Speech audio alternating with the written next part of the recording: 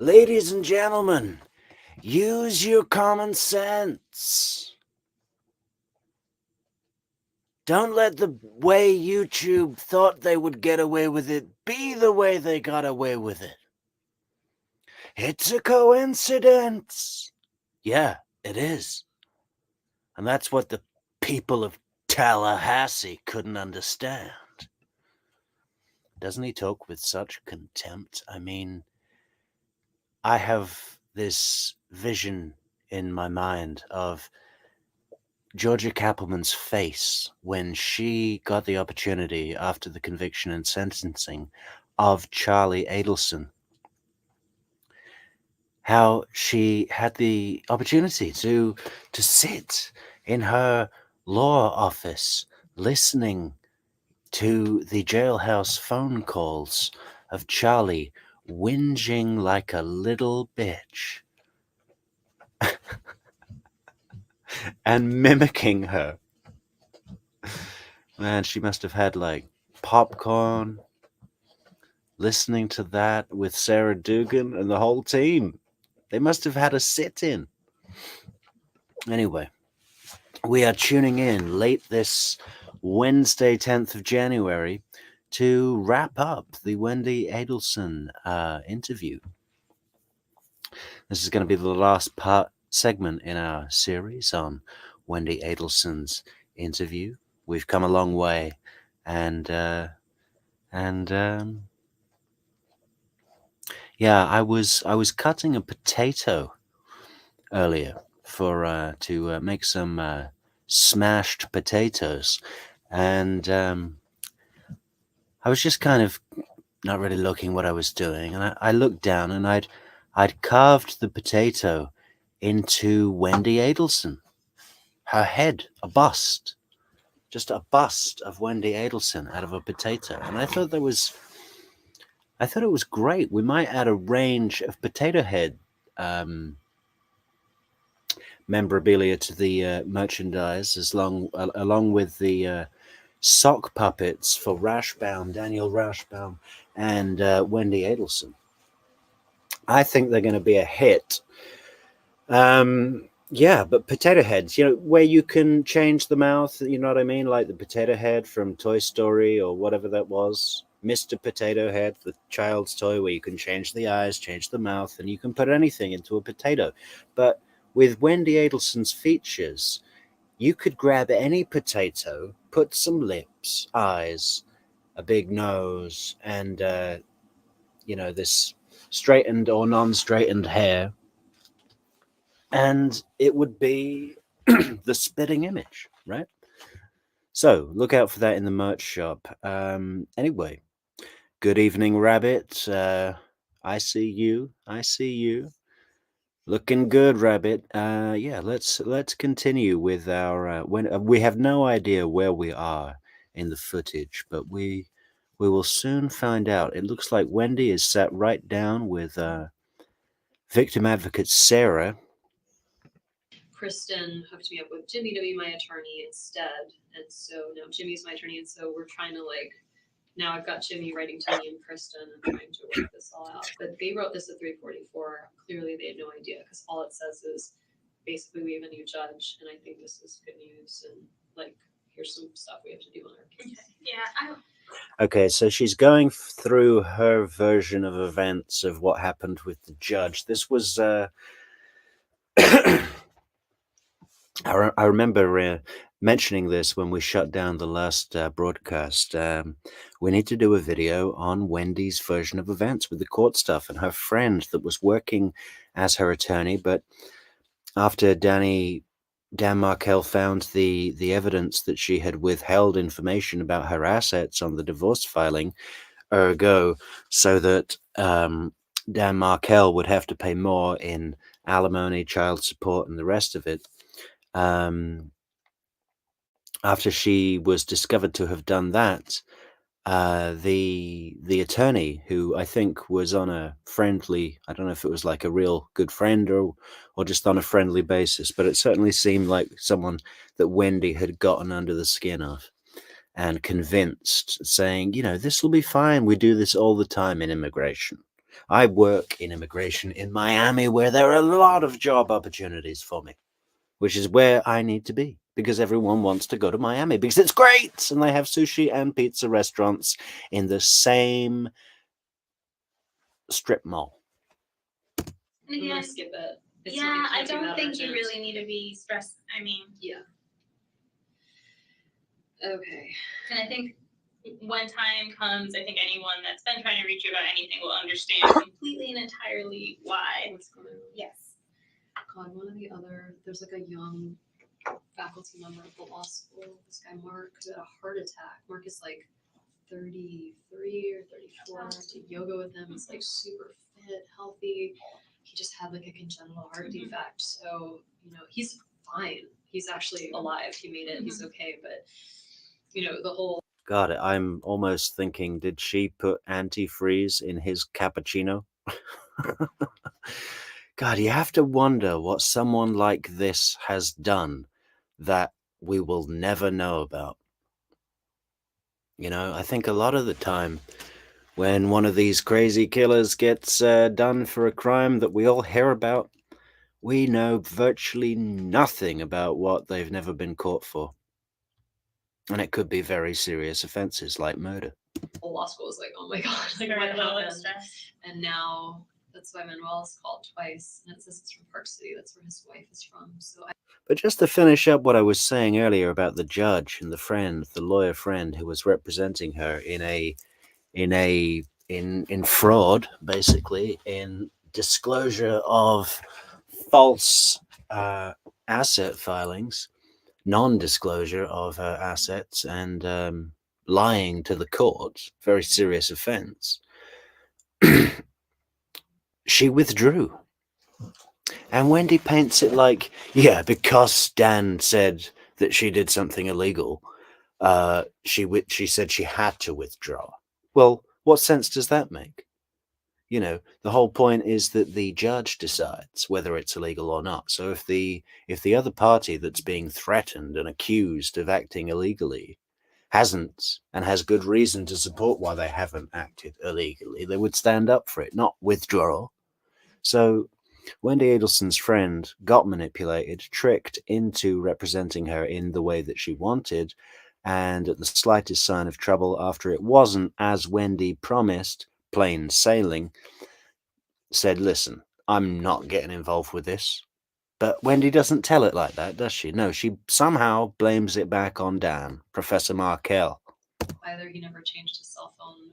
That's possible. He either never changed. I've never talked to Manuel outside of school. So either. And he's the dean of the law school? He's not. So there's like the dean in charge of everything, and then there's like the academic dean. Okay, because so, the law school is pretty much separate. I mean, it is part of the university, but it like has its own academic deans and all those type of. Did you go to FSU? I did. Yeah. Mm-hmm.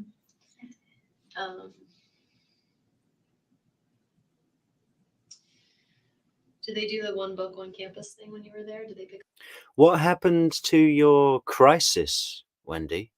You seem to be consoling the victim advocate. Did you go to FSU?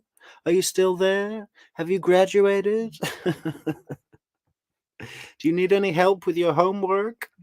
Pick a book. Did you go undergrad or master's? Or yeah. Were you in social work? I was. Mm-hmm. I graduated fall of. I think 2011. It's just fine. So 2011. It's currently 2014 in this video. So the victim advocate has been graduated for 3 years and has been working here for 2. So pretty fresh to go up against an Adelson. But saying that, General Isom's pretty long in the tooth to go up against an Adelson. Age doesn't come into it. General Isom's even more under the spell with this Wendi Adelson than the victim advocate. The victim advocate's actually picked up on some cues here and there and backed away and just doesn't have the confidence, doesn't feel she has the authority to pull General Isom aside and say, listen, as someone with a degree in social work, who studies people, I'm seeing serious red flags. Because surely it's crossed her mind. Look at that expression on the victim advocate's face. You know what that is? That is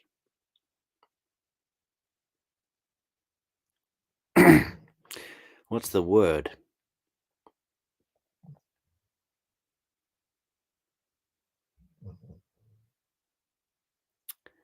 I'm not credulity, is it? It's like she's thinking, like she's trying to. She knows that she's not aware of what she's seeing, and she's trying to work it out. I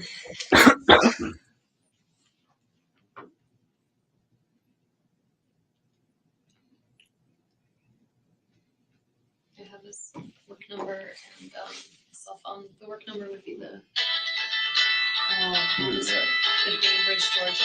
I bet you that's the Greenbergs in Cairo that I was saying, Alex and Maya. Do you think we should talk to them? Not right now. 294. So that's his, the 294 would be his cell. The other number would be his office number. Okay. All the news is already on people's seen it. Well, they just know. I don't know what they shooting on put out. Trescott, I think. That's basically what's been. Okay. My kids are not going to see the news, so I'm not worried about that. I guess you're just telling the story. No, I'm saying that's probably why these people are trying to get a hold of you now. Yeah. No, the kids are too busy looking at their watches, going, "What do you mean she's working late? It's really late." Do you remember when she was like, "Oh, the kids, they'll be fine for a little while, but then they'll wonder why I was working so late." And it's like, they're 3 and 4 years old, man. What are you talking about? They're going to have a hot milk and watch cartoons. They don't care what time you get back. They'll wonder why I was working so late. I need to go back. I need a timeline here. Mm-hmm. What time did you wake up this morning? A little before 8. I know that because the repairman was supposed to be here between 8 and 12, and I didn't set an alarm. So I woke up like, oh God. Yep, didn't set an alarm at all. Just knew I had to stay at home for the repairman between 8 and 12, not knowing that when Markel would be shot. Put some clothes on and get ready. Okay, what at 8 o'clock? He called.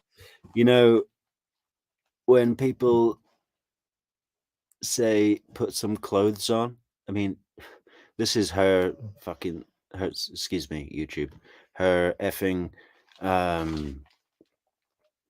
sexual obsession, hypersexual, sexual charisma, blah blah blah. You know, put some clothes on. Is that what she said? Get dressed is what you say.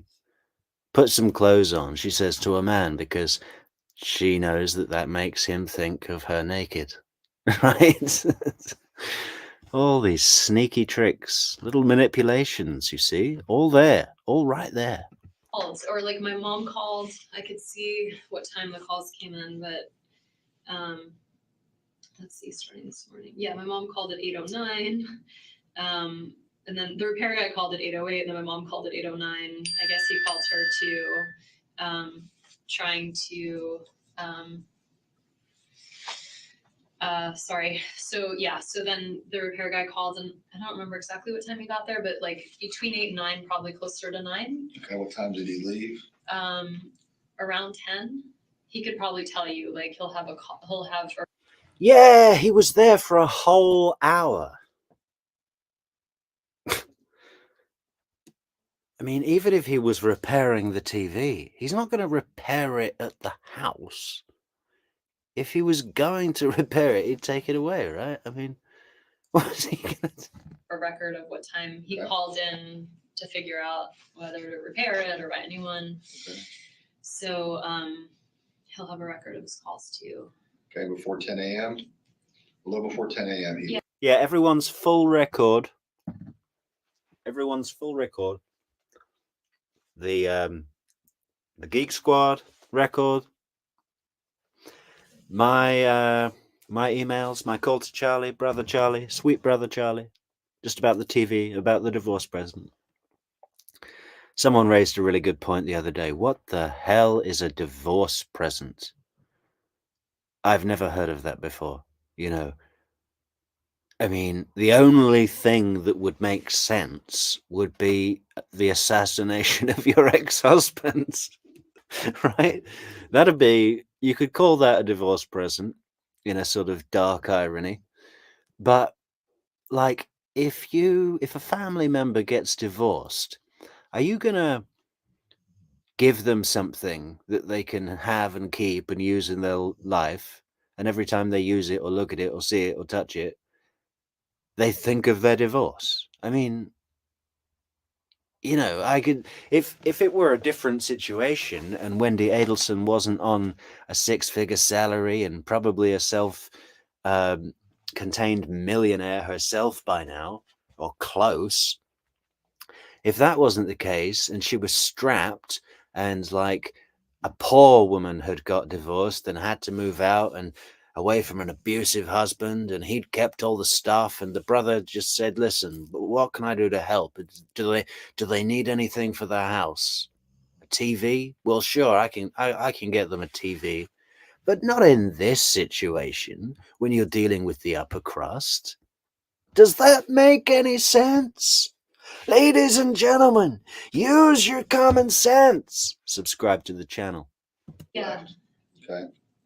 And then you went back to working on papers and so forth? Yeah, I was making some breakfast. I remember I was making oatmeal, so it was taking a while. It was like that kind that you have to stir for a long time. And I was talking to Charlie, so there's my call to Charlie. You have to stir for a long time.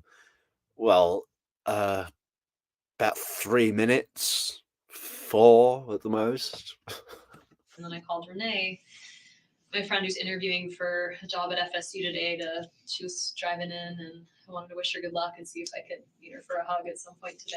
Well, all of this smells, and I'm amazed General Isom doesn't smell it, is just, the waft is of a pre-practiced speech. Like she's going through it in her memory. Like if I were to name all of the United States, which I can do in under 10 minutes, writing them, actually I can do it in 3 minutes. You want to test me? I can do it.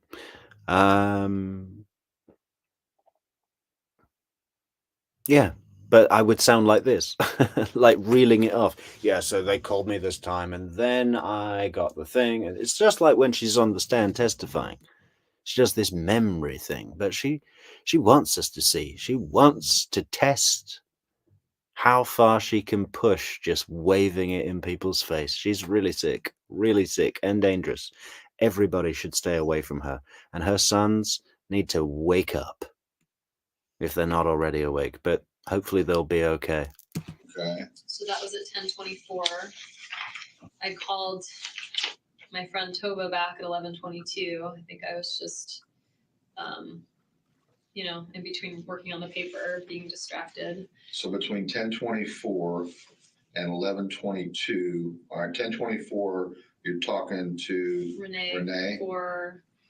I talked to her for 18 minutes. Okay, so now we're up to 10:24, 4:24 plus 18, we're at 40 something. Oh, God, General Isom's not making Tallahassee PD look any good here at all, is he? He's doing basic sums and having trouble. I mean, what were the numbers? Come on, General Isom. Tallahassee is being made public here. We need to represent, y'all. Her for 18 minutes. Okay, so now we're up to 10:24, 4:24 plus 18, we're at 40 something. It's 42, General Isom. 42? Yeah. Then I went back to working. And then I tried Danny again. I left a message at 11:42 a.m. It's probably just 27 seconds. I just left him a message. And this is all at your house? Mm-hmm. Yeah. Okay, all right. So we'll be able to verify that.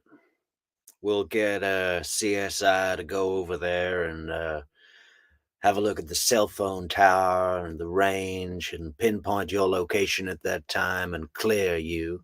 Well, the reason I'm getting down to this, I'm trying to whittle this down with what they pulled from your phone. Mhm. Did you ever leave your house He just said whittle. I bet he whittles all the time on his porch. Because that's all they do in Tallahassee, right? before you went to the liquor store and got turned around on Prescott? No, Never left. no. And at 10:42, you're done with the call Mhm. from Renee. Yeah. You see, Wendy's gone back into this. Am I being questioned? She's going to ask, am I a suspect in a minute? You know, before it was all, oh, did you go to FSU? You know, with a victim advocate. Oh, did you go to FSU? Did you do a master's or undergrad? Because I did master's and PhD because I'm an Adelson. And you don't make another call again, according to what I have here. You called Tova 11:22. at 11:22. So between 10:42. I worked for a total of like 20 minutes. It's a good thing I'm not on a timesheet. Okay. Oh, isn't that a good thing? Because then you'd be in trouble because there's no other reason for you to be in trouble today, like with the murder or anything. Okay. So from 10:42. And you know what? If you took my computer, you could probably find records of like what time I saved the document. And I'd be happy to sign a waiver so you could look at my computer. And 10:42 to 11:22, you're working on paper. Mm-hmm. Nothing to hide, just my work papers. Nothing to hide. God, I wonder if there's a little, you know, these little Easter eggs she likes to plant? Bullet bourbon, drive past the crime scene, mention the TV straight off the bat, basically volunteer her family as the key suspects. All of these little Easter eggs she lays. I wonder what, again, like I was saying earlier, what else is there? There's a load of other stuff. She's wearing an owl t-shirt. Well, I mean, maybe that is just a coincidence, but it's weird, isn't it? Doesn't this case seem to merge actual coincidences with clearly made up coincidences? It's very strange. And when you remember the call to Tova, Mm-hmm. and that was, I just left her. She had called. I was just returning her call, okay. So I just left a message. And then Danny, I left him a call. I worked in between. Once again, it would be good. I'll get you my computer if you want to take a look at the documents. I just have to validate all this. That's all. So and you could probably go to my email records, which you should have when you guys did the phone. You did the email records, so you would have of like what time I sent messages. Were you sending email messages during those times? Yeah. Okay. Yeah. Between 10:42 and 11:22. I think so because I don't remember exactly what time, but before I left the house at noon, I sent off the like edits, like the citations to the law school library to have someone look at my citations on this paper that's due that I no longer care about. Okay. And so how can we say, do you have some way of showing a timeline of when I sent email? No, when you left the house. Oh yeah. So the only thing I have that is the only thing that I guess I have is I was waiting to call back this colleague of mine, Joe Davis, and I called him from the car at 12:27. And I haven't heard anything about a gas pump yet, Wendy. I mean, you know, this got gas, maybe? Did I get gas? Do you have a receipt for gas? This is the first call I made as I was pulling out of the driveway. Don't you think that would come up in this interview at this point when she's giving the full timeline of her day on the day? So that was like 12:27. That's leaving the house. That was leaving the house. So I got into the car, I put on my earpiece, I called Joe. And Joe was busy with a colleague. And then I was returning phone calls. I called back this woman, Laura, that was at 12:29. And then I called my friend Jeff Skopek, who's different Jeff, lives in Boston, just had a baby. And so I was catching up with him about his baby. And we were on the phone about 16 minutes. I was on the phone with him on the way to the liquor store. Joe Davis was the one at 1227. Mm-hmm. Okay. And I actually spoke with Joe. Laura, I left a message, and then Jeff, I spoke with for a while, and then the connection cut out. I went into the liquor store. I tried him back again. We talked for a few minutes. Connection cut out again, and I was like, I'm at lunch. I'll just call him back later. Okay.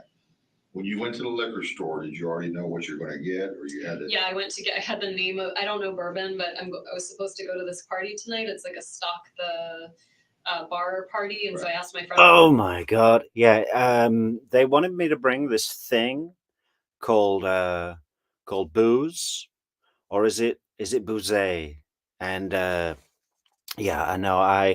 There's something in the house where they put these containers of this booze, and we need to stock that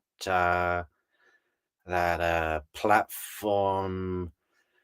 It's like a small desk in the wall.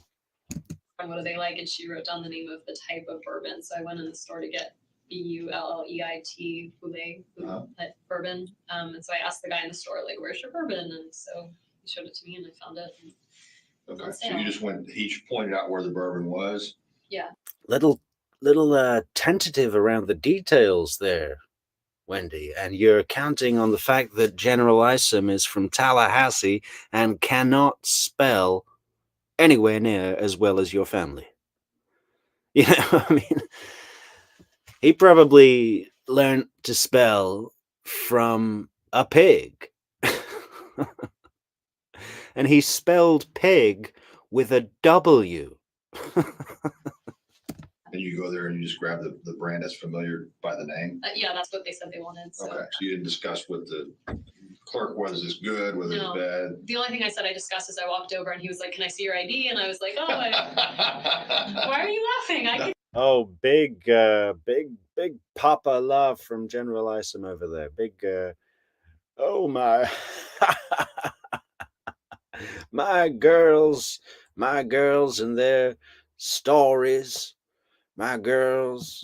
Be 18. I was like, and so I was like, I love to be asked how old I am. I'm like, I'm old as dirt. Here you go. And so I handed it to him, and he's like, you're not old. Okay. So anyway, we had like a little banter, and he was like, your eyes are so blue, and I was like, you know, not for nothing. Apart from all of the psycho, divorce, total mental torment of Professor Markel and Jeff Lacasse, and I imagine a lot of other people in her life, and then all the murder plotting. Apart from all that stuff, just in general terms, I find her intolerable.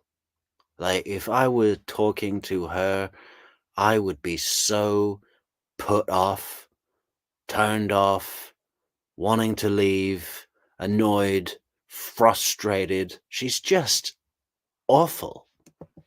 thank you. And then I left. Yeah. Will you put his name underneath there, please? This is so creepy. Just print his name. Oh, she loves that. That looks like him as a student. I wonder if I'm surprised she didn't slip up and just write, I killed you. Now we're bringing the kids to the hospital to see your body. Sick. that's like. Oh, will you sign it as you're saying that's who Jeff Lacasse is? Oh yeah. Oh, it's Jeff Lacasse. I thought it was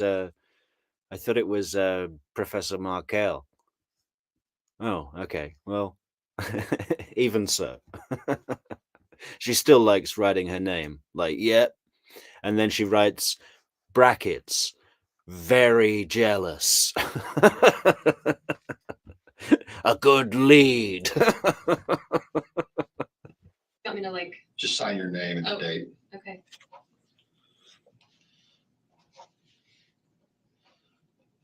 Yeah, don't forget to share, like, leave a comment, guys. Subscribe to the channel. Use your common sense. Think it through. I just want to confirm Okay. who this person is. Yeah. Call your folks. Okay. I really don't want to make that call.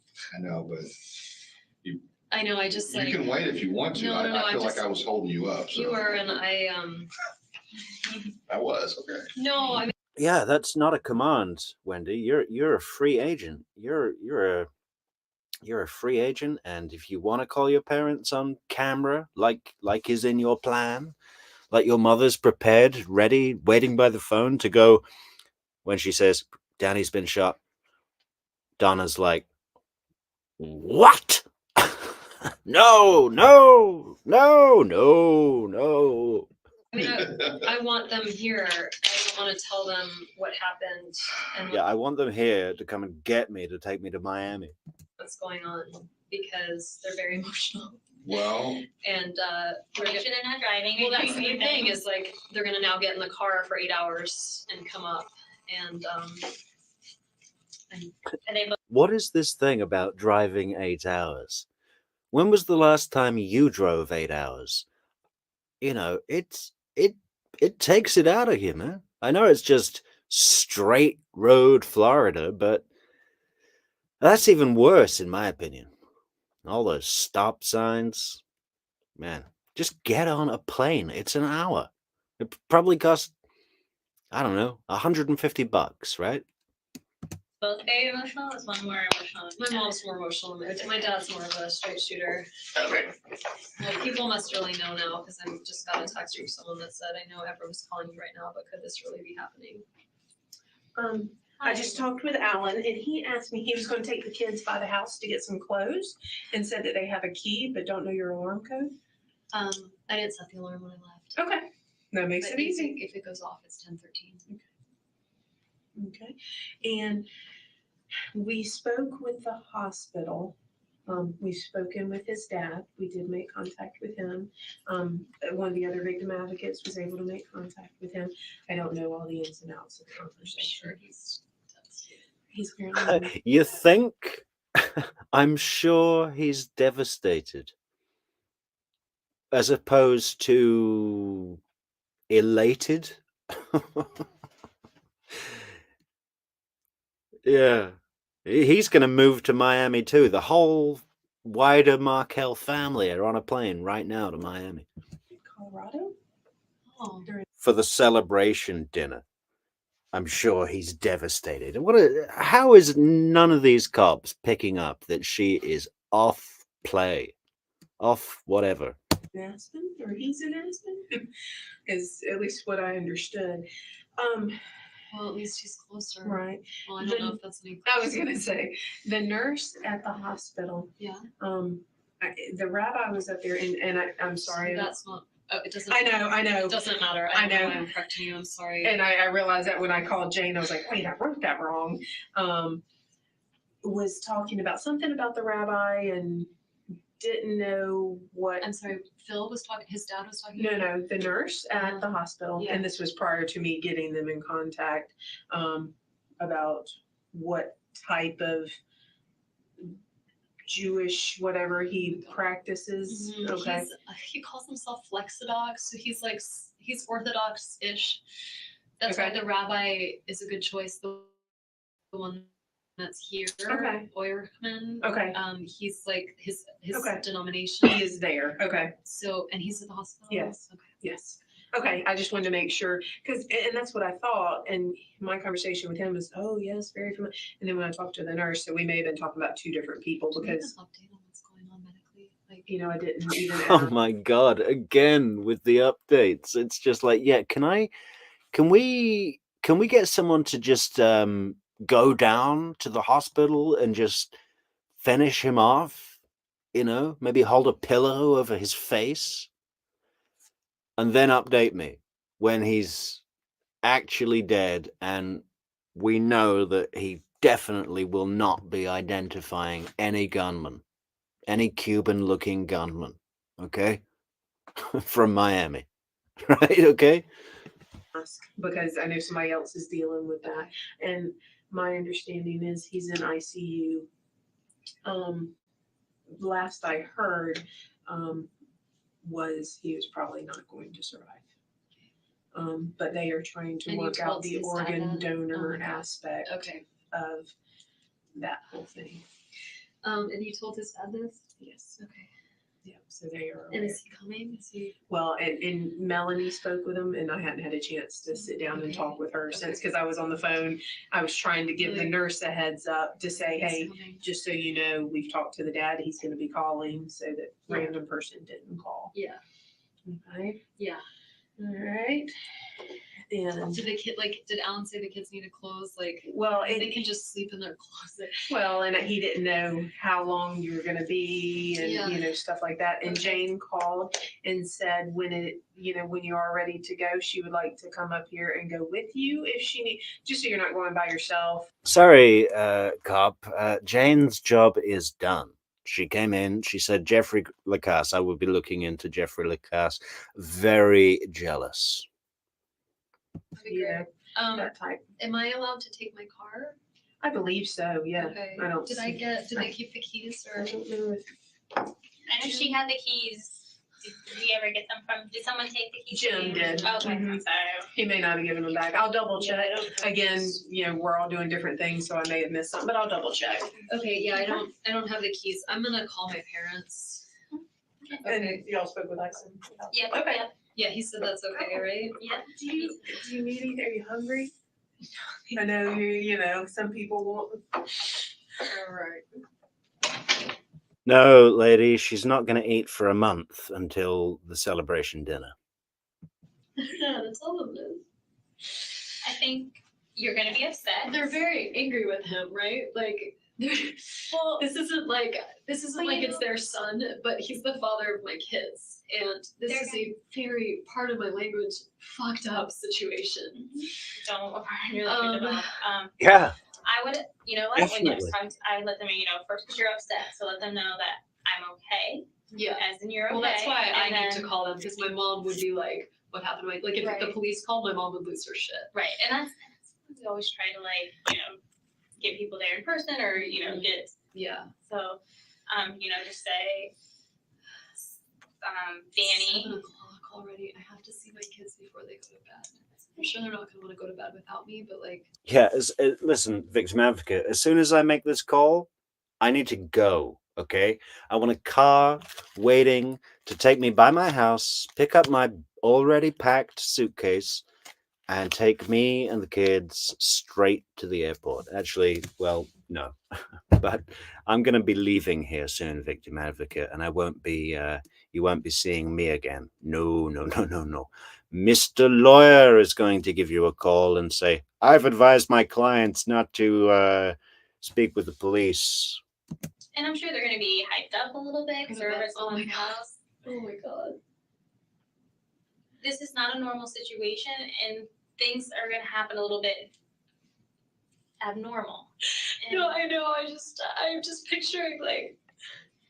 and part of it. so innocent. They don't know anything, and like they should not have to go through this.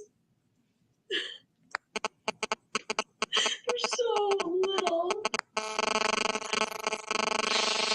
Again, with the, can somebody get right on that and just make a clip of Nicole Kessinger saying about Chris Watts' kids, they're so little. And Wendi does the same thing, the same exact thing. What the hell is going on there? You know what? Kids are resilient, and the younger they are, the more resilient they are. And you, I can tell already, are a compassionate and strong woman. And better than all that too is you've got an awesome support system, whether it be your family or just you've got a ton of people calling you. You've got a network, so you'll have people to help be strong for you. People must be figuring this out. I just got a call from Karen, who's friends with Robin, who used to live here but is in Oregon now. And she just got a call from Robin.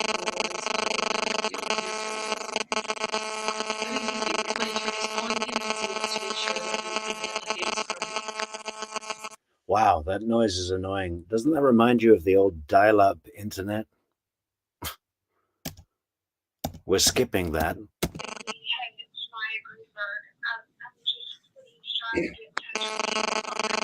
Oh my God. Obviously, the team of you and they can't. They're gonna start going to other. How to Oh, choose? that's just, we can't do that. And I will say that the Oh, police. Facebook. They're all probably talking to each other on Facebook. I mean, you will communicate. Like, No, I know, but like, and Danny's then they're all probably trying to. And then what'll happen is they'll get really frustrated because they'll try to contact the police department. We're not telling anyone anything. They'll try to contact the hospital. Hospital's like, no. Here comes cheesy. Okay, I'm gonna call my parents. I have no idea what to say because I don't even know that he's dead. I just You know don't. that he has but- been shot, and But all signs of what everyone's telling you. I mean, when they start talking, Yeah.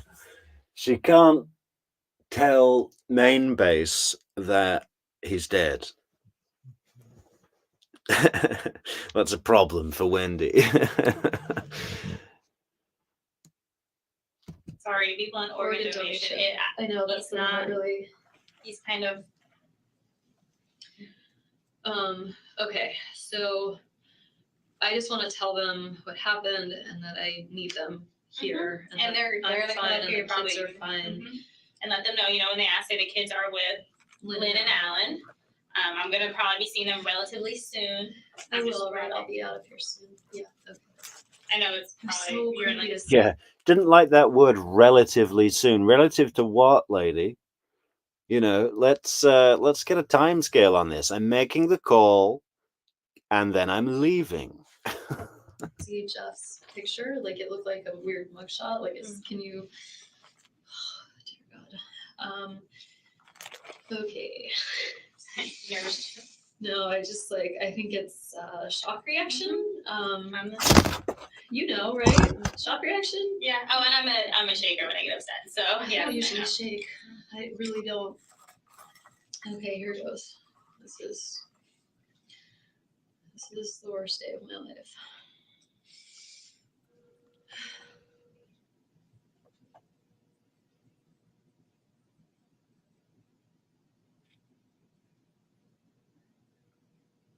God, the anticipation. I don't know how many times I've seen this call, a lot, but it's still just what a moment. Maybe I should text them if I can't reach them. Hi, Mom. How's it going? Ugh.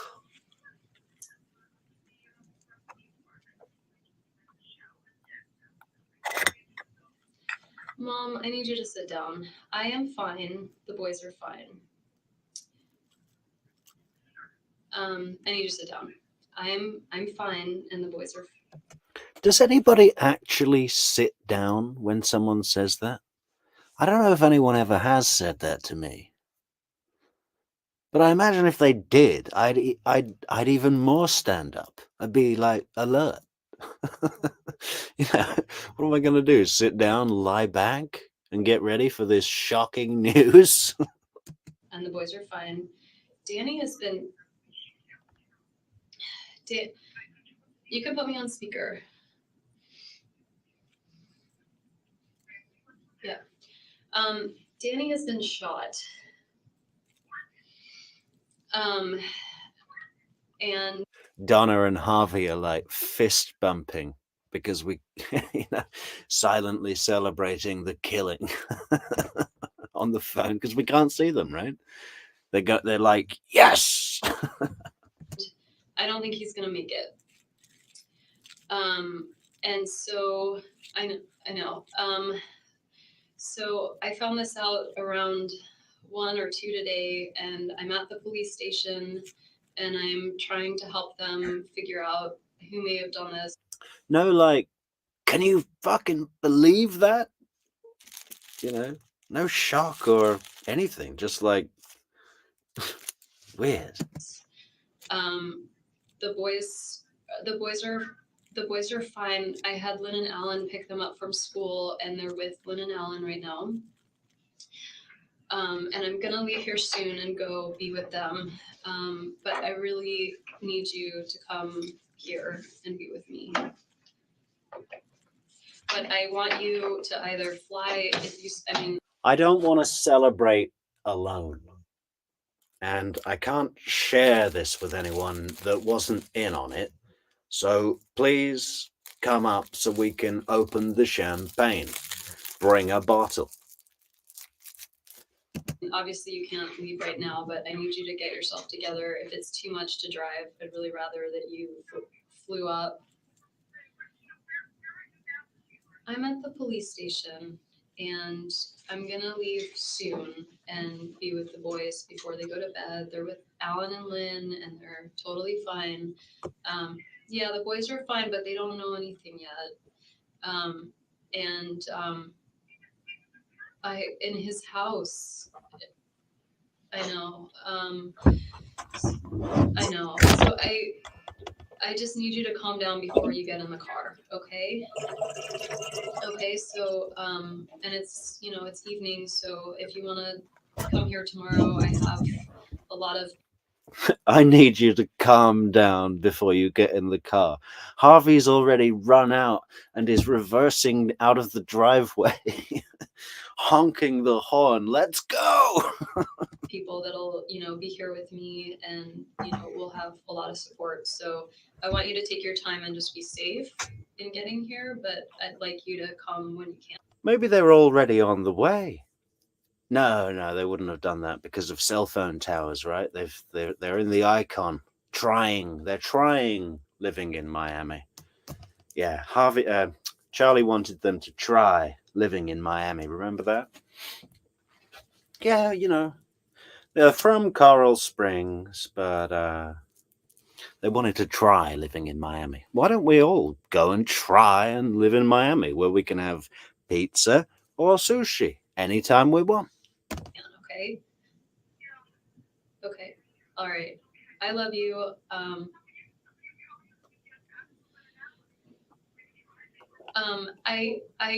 I think Jane might, I have the car here, but Jane might take me. I'm not going to be alone. So I have. God, I bet that'll be annoying. You'll have to pretend to have any value for her left after that she's served her purpose. And once you've served the purpose of an Adelson, what use are you? A lot of support, and I'll be fine. Yeah, if you could just come here, that would be great.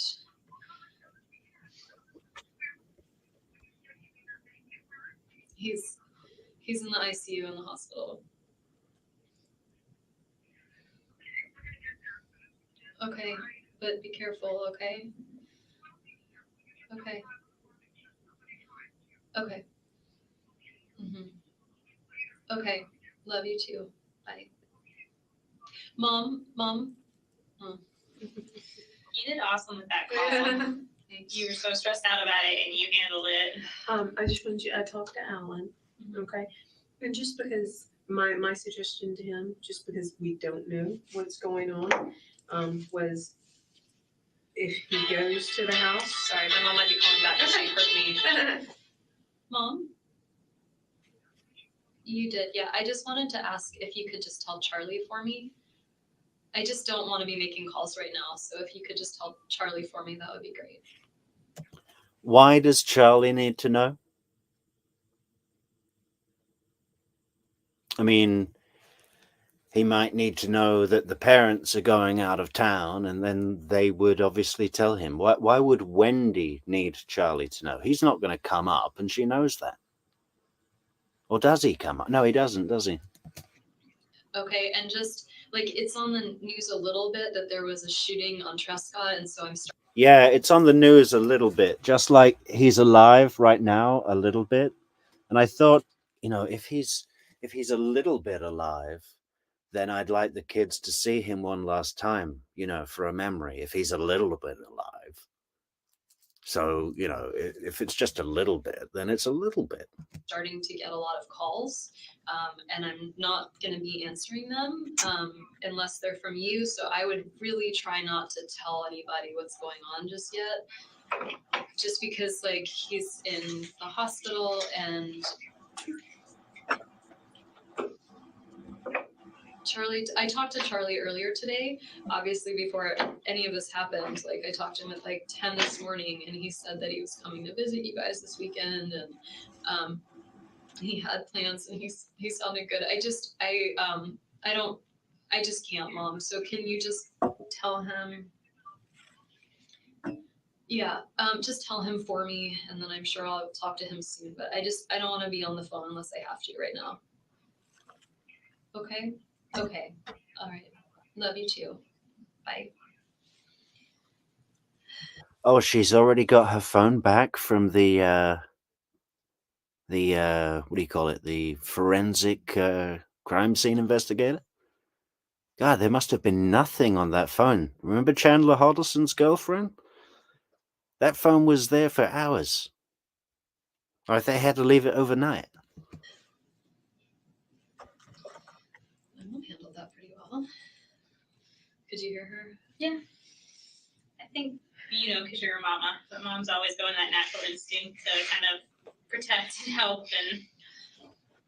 Yeah, protect, help, not kill. Not kill. Not kill the father that they love. No, just mama instincts.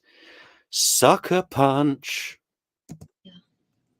I'm waiting to hear from you whenever you can. That's Jean. And she says she's here if I need company or a ride. Do you think she meant here like metaphysically, or here like Metaphysically? in the lobby? No, I think I would hope metaphysically. And again, remind me, Jane's the neighbor down the street that oh no, Jane. Okay. Are you here? Ah, Sarah, you just can't keep up. Keep up and get my updates. Is he dead yet? Yeah, I think it sounded like Joanna said she talked to her recently though, right? Quiet, please. Adult speaking. Hi. Hey, I just wanted to say I talked with Alan. My recommendation for you tonight, just because we don't know what's going on, is to stay somewhere, possibly. And he said that you were more than Can we welcome stay to stay at their house. Yeah, so I wanted to let you know that. Great. Because I don't want you going home, just because we don't know what's. Hang on, lady. I wanted 24-hour protection. Multiple squads outside my house. The National Guard need to be choppered in. And I want a SWAT team in my dining room. Did you not hear my order? I just am a little scared. So I'd really rather stay. Are they okay with me being there? Like, Oh, they don't yeah, think I'm absolutely. bringing- What we're gonna do is, just to cut to the chase, I'm gonna, follow you home, or if you're not well enough, we'll get somebody else to drive your van if you want that. Yeah. And then I'm gonna get your computer, Okay. from the house and Sure. everything. And then, so you're not gonna go home by yourself.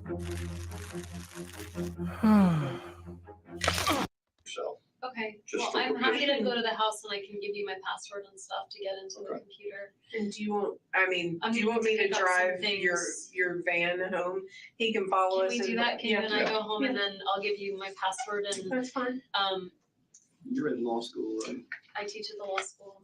So you need this computer, or do you have backup somewhere? I mean, I don't imagine I'll be getting much work done. Right. No, but But- you need it. Yeah. Goodbye, Florida State University. I got a plane to catch. 6 weeks. You can keep the computer, okay? I do. Depends on how long we keep it.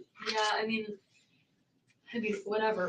I mean, obviously this is more important. So if you need my computer, you can have my computer and I just won't work for a little while. That's all. Do you have it backed up somewhere?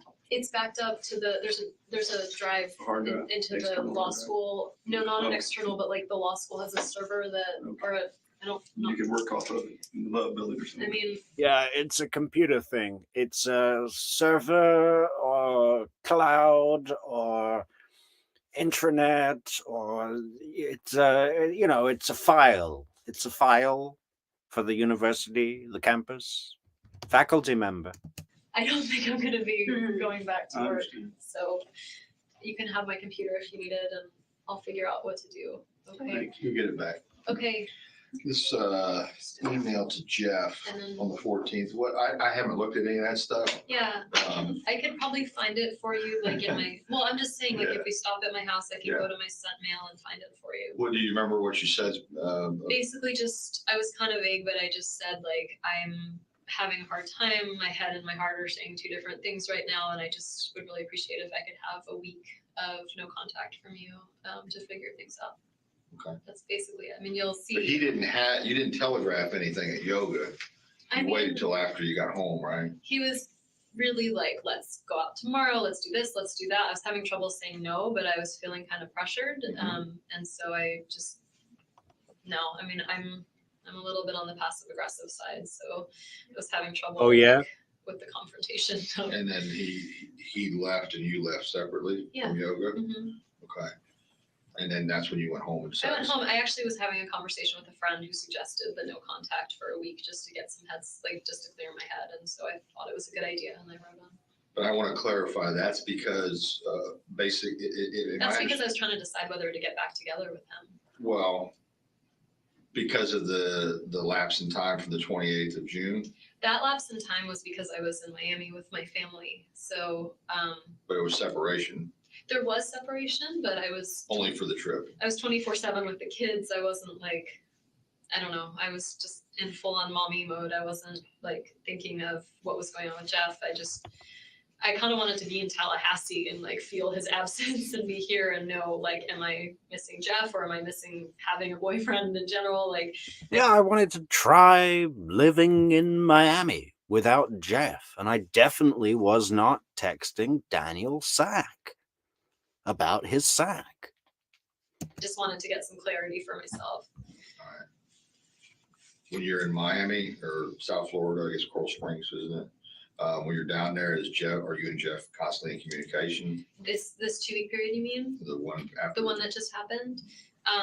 We weren't in constant communication. I'd say we were in communication. We talked a few times over the... Yeah, we were in communication just enough for me to keep him on the leash for another week, so he would be a good suspect, which he is a good suspect and a potential lead. So, and did I mention also very jealous, super jealous? I mean, the 12 days we talked maybe 3 or 4 times. We texted a little bit. I would tell him something funny the kids did or something, but I honestly didn't have a lot of privacy or time to myself, and so I was feeling sad about what was going on, but I wasn't communicating with him that much. You're feeling sad about? Well, I felt like he and I were in a great relationship, and he had done this thing to kind of make it not so great. How would you describe his actions in Gainesville as far as the coming back from dinner? Yeah. Going through your phone? No, that he did like months earlier. I'm sorry. So that didn't happen that night. He came back and he was upset, and he said, like, okay, hey Rabbit, we've just seen your comment about tell Charlie that Dan is alive. So this is referring to when Wendi was saying to Donna, could you please tell Charlie for me? Yeah, you're right. That's what she was making sure happens. Tell Charlie that he's still alive. And not to pay for the hit yet. Huh. Well spotted, Rabbit. I like it. How did Wendi know the time Dan was shot? She said she talked to Charlie at 10 a.m. before this happened. When did she say the time? When did she say the time that Dan was shot? I must have missed that, Rabbit. Let me know in the comments. Everyone else, like, share, leave a comment. I was asking about this, like every year FSU picks a book for all the freshmen to read, and this year they picked my book, and so I'm giving this speech in August in front of the whole freshman class, and he was like, I was going to wait until your big speech was over in August to tell you this, but like I just can't like keep it in anymore. Like I know that you were cheating with Daniel, like I know that you were seeing Daniel, and then he just kept talking about it, and the way he was going about it, it just felt very much like he was like, I have evidence, and it's very kind of legal in a way, and it just seemed, I don't know, like he just didn't trust me, and I was kind of feeling like that was going to be the end of us. Cause Yeah, misunderstood. So he did not go through your phone or anything? he did previously. He had said to me, like, Yeah. well, He went through my phone in a jealous rage and said if he found one message from Professor Markel, then he was a dead man. And Daniel Sack will be next. Daniel Sack needs round-the-clock protection. We need to locate Lacasse. on March 19th, where were you? And I was like, I don't remember what I ate for breakfast. And so he was like, what? Yeah, and hey, she's outlined Jeff Lacasse as a suspect, but hasn't said, oh, and by the way, he's driving to Tennessee today. Well, when I looked at your agenda book, it said that you were supposed to see Daniel that day, and he's like, and I looked on your phone, and like you used to have all your. I guess Wendi was just going to say, I didn't know he was going to Tennessee. He's making it up. That's what someone would say that shot Professor Markel. Your old text messages up, but now you've erased them all. And I was like, I don't know, I just went through my phone and erased stuff sometimes. He's bringing this up on the 28th. He brought all this up Okay. of like past stuff that had happened since February. Did he ever show any jealousy or any anger towards Danny, or was it all Daniel? He was jealous of Daniel. He was not jealous of Danny. He spent a lot of time talking to me through, like, it's been a contentious divorce. I mean, it's been a hard time. And so he would talk to me through things I would be upset about. Sorry, it's gonna happen now, I guess. He's a therapist, so he would sit and let me talk for long periods of time about how sad. Oh, I bet that was fun, Jeffrey Lacasse. And he didn't even get to stay over.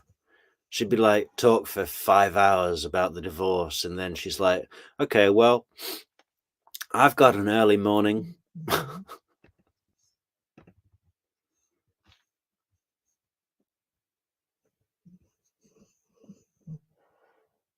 Oh, Rabbit says, nobody said what time the shooting happened. How would Wendi know 10 a.m. was before this happened?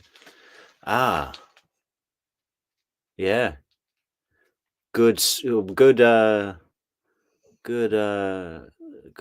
Rabbit. Yeah.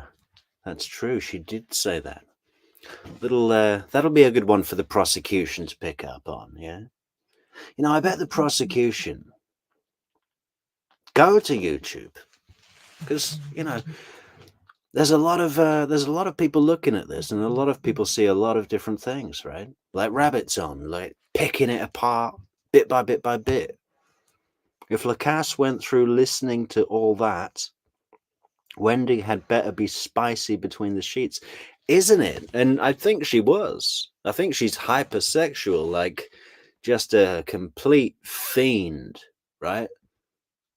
All sorts, which and Jeffrey Lacasse alludes to that as well. She has this sexuality. It's not actually that clear whether he's saying sensuality, but I think it's sexuality from his pronunciation of it. And something else, people are saying that she's very charismatic, and I believe them. Just not my cup of coffee. Sad I was about certain things, or how upset I was about certain things, and he would just listen and offer ideas of like, well, what if you tried, like, if it upsets you that you hear from him so often, we have a parenting coordinator, like, what if you ask the parenting coordinator to only have emails from him like twice a week instead of all day long every day, 5 days a week? Like, he would listen and say, I'm so sorry you're going through this, and then offer alternatives, but he was never like, I'm so pissed, or he wasn't. He never showed emotion towards any of this? I mean, in the sense of like, I'm so sorry for you. Like, this sounds really hard. I'm sorry you're dealing with this. Yeah, he was just basically really nice and understanding, and not in a murderous rage at all. But he was very jealous. He would hold me, you know, that kind of stuff, but not like I'm so angry. Did he ever meet Danny? Yeah, he met him a few times. Sometimes Danny would be late to pick up the kids. Yeah, the contortionist thing, Rabbit. That made me cringe to the bone. Just like, ugh, I already find her really kind of weird looking. Like someone's made a face out of wood or something. I don't find her attractive. I can see that she's attractive, and I can see that she's got that sparkle of catching your attention with her eyes and all that sort of weird stuff. But no, if you really look at her, especially some of the older pictures, it's really like not not appealing. I don't find it appealing at all. People say this about Charlie all the time. Oh, he's so good looking. Not to me. I don't think so. How do we press play? And there'd be like an overlap where Jeff would come, and so he had met him. There was like the boys sang at the Capitol one time, and Danny was there and Jeff was there, and Danny seemed, I mean, I'm sure it's not fun to see your ex-wife with someone new, but Danny he was very pleasant and very fine about it. He was really appropriate, and Jeff was like, yeah, everyone just acted like mature, well-adjusted adults. Apart from me and my family, who are a psychotic cult of murdering, scheming, thieving, fucking unethical dentists. We've exiled the only member of our family with any sense of empathy or honor. And we are the family of Disney villains. They'd say, hey, they wouldn't really like make a lot of small talk, but fine. Had Jeff ever been to your former house on Trescott? No. Would he have any reason to go there? No. Does he know where? I think he would know where it is, because I would sometimes take Trescott and sometimes not, kind of depending. Like if I knew the kids were there and I thought I might have the chance of like running into them, then I didn't take Trescott.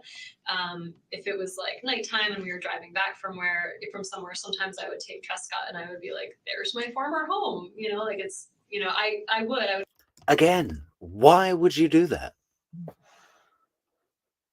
There's my former home. Well, that's interesting. Why don't we go and meet your ex? What the hell? Why would you take Jeffrey Lacasse down Trescott to show him your former home? To compare it with his basement apartment and say, this is what you need to do if you want to be in with an Adelson. Which you won't be, because you'll be in jail for the murder that we're framing you for. I pointed out. With him in the car? Yeah. Okay.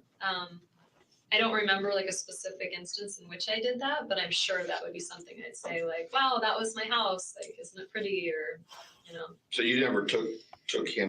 Of course she did that so that Jeff would know where the house was, right? Clever. Another thing for the prosecution to use as evidence. Why did you take Jeff Lacasse down that road, Mrs. Adelson? And she's like, well, I was coping with the divorce, and he's a therapist, and he asked me to show him. He wanted to know where it was. That'd be a good answer for it, actually, wouldn't it? There specifically to pick up the kids or no, exchange anything or anything along those lines? no. What was the most recent time from now, the most recent past time Yeah. that you had this discussion about the trials and tribulations of your ex-husband and so forth with Jeff? It was all the time. All the time. I can't pin down a date, but I'm trying to think of like what the most recent issue would be. I haven't talked to Jeff all week, so it wasn't now. You didn't talk to him since Monday night, and Not you since emailed him with Monday. no response after that. Yeah, so it wasn't this week. But I'm trying to think of what it. I mean, there are always things like when he first started dating Amy, he would Skype from bed with Amy, and so I would talk to him about that. Of like, I don't think this is that appropriate. Like he's Skyping, from bed. You and I would never do that. But I think that was more like a month ago. What was the last? Just wondered if there was anything recently that kind of. There was nothing sparked. like a huge thing of like, oh, I can't believe he did X, Y, or Z. And in fact, I feel like we were trying to figure out the school decision this week, but that happened. I got the call like on Tuesday or Wednesday, so Jeff didn't even know about that. I honestly can't think of a. Right. Did you have a contact person at this prospective school for one of your kids? Who was that? Danny and I both talked to her. Yeah, what happened to you need to go, Wendy? I thought you need to get to see your kids. It's 7:30. They're 3 and 4 years old. They probably go to bed at 8. And you've just seen an opportunity to really hit this Lacasse thing home. And yeah, happy to stay. Happy to do it. Happy to give you all the information you need, General. So someone named Erin Lombardo. I think she might be the assistant principal there. So What's the name of the school? it's the School of Arts and Sciences. Okay. It's a charter school in town, and I had put in an application for Ben, and he got picked from the lottery to go. And so they called. I can find when they called. I think they probably called Monday. I can't actually remember what day. They called at some point this week, maybe Monday or Tuesday, Wednesday, maybe. Thursday or Friday. Then Danny and I were trying to figure out whether this was a good option for him, and so Yeah, we were trying to figure that out. I mean, Dan thought it definitely wasn't a good idea, but we were trying to figure it out. Like, she makes it sound like they're coming to an amicable decision. I think Dan wanted them to go to a Jewish school.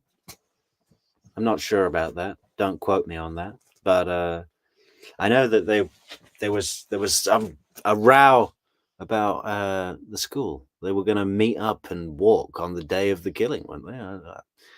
Or when he got back from New York, maybe. what night did I was at work on Thursday morning. So I talked to Erin Lombardo Thursday morning, and she said that she'd had a lengthy conversation with Danny the night before. And I was like, oh, I'm sorry, you have to do this twice. And she's like, I'm used to blended families. It's okay. And so he had a long conversation with her Wednesday night. I had a long conversation with her Thursday morning. This past. Erin, yesterday. All right. You did a note to yourself referring to something about, if you want to look it up on your phone. I think I had to buy super glue. No, it was before that. It was to JRL, or as in reference to JRL as a note to yourself. Mm-hmm. What did I say? You said, I can't remember what exactly it said. Something to the effect of something like in the notes. Yeah, you have a note thing or a date book thing or something. Yeah. I don't see a JRL thing, but okay. Do you refer to? Do you ever type anything? Jeff. That's Jeff. Do you refer to it as JRL? Sometimes when I write his name down, just because I have other friends named Jeff. So. Okay. I'll have to look. I'll have to go get it. Yeah. If I'll see what exactly. Mm-hmm. Just want to check on that reference.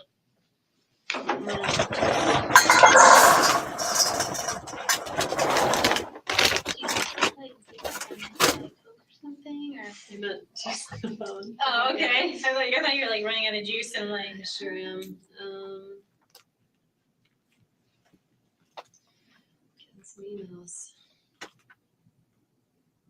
Is Jane still here, or did she? No, I think she meant metaphor. Okay.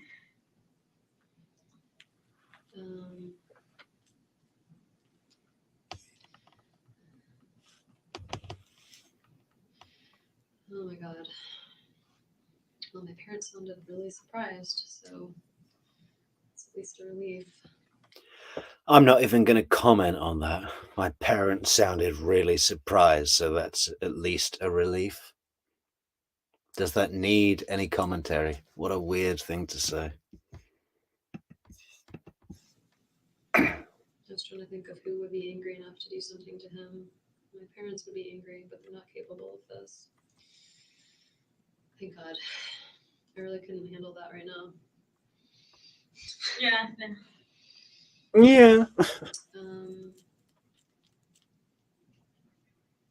Can I ask Robin why Jimmy needs to talk to me, or just leave it alone?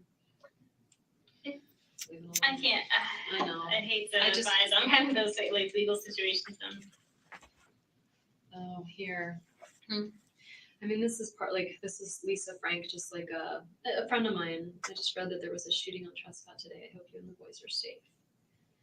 It's weird though. It's like, I guess the reaction is they're worried like that Danny did something, right? Because otherwise they know Lisa knows I don't live on Trescott. So I don't know.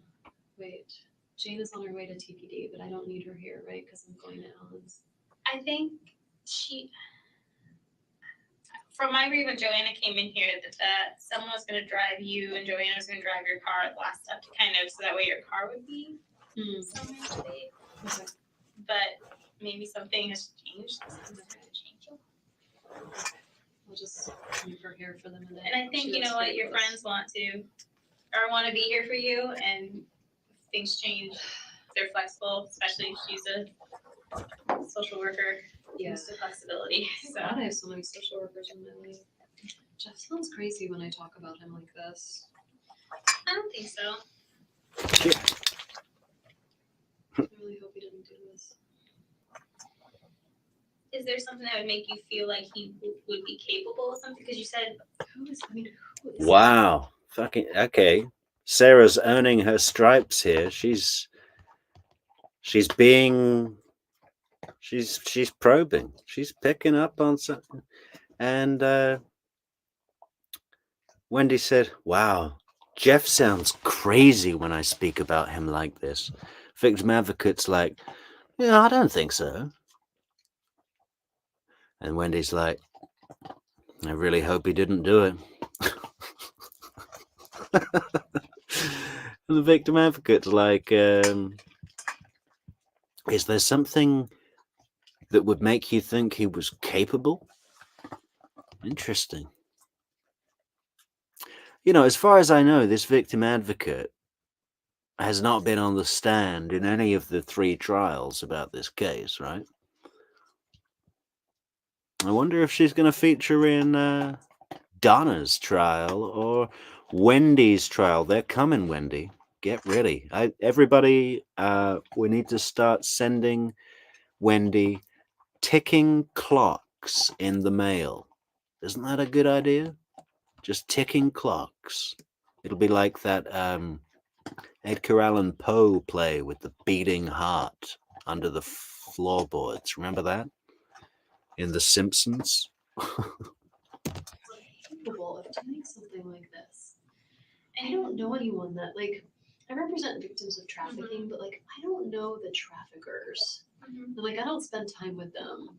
And so in my mind, someone who's capable of extinguishing a human life or thinking someone else's life is less than theirs. I work with the victims who have been thought as less than human, but not with the people who think that's Total word salad there, Wendi. What are you talking about? Is there something that would make you think Jeffrey was capable of this? And she's like, well, I represent the victims, so I don't spend time with the traffickers, so I have no idea what they would be like. You know, what does that mean? Nothing. okay. You can look at the full one. It's kind of hard to see here because it's printed sideways. Do you think there is insecurity that has nothing to do with But is something? this It's a calendar thing. So it's telling you to talk to JRL. Okay, yeah. So I have been talking to friends this week about what to do about Jeff, whether to get back together with him. And yesterday I talked to my friend Joey, who had some ideas. And so I put that in my calendar for Monday because that'll have been a week since I've not talked to him. So I Right. put it in to remind myself, okay, now it's been a week, and of to ask him these questions. These are the things I was thinking about and things I want. Yeah, doesn't that just show how I wasn't framing Jeff? Because I was gonna call him on Monday. when he wouldn't be in jail for killing Professor Markel. So obviously nothing to do with this murder. Want to talk to him about. And when you're referring to this, you're saying Daniel, not Danny. Daniel Sack.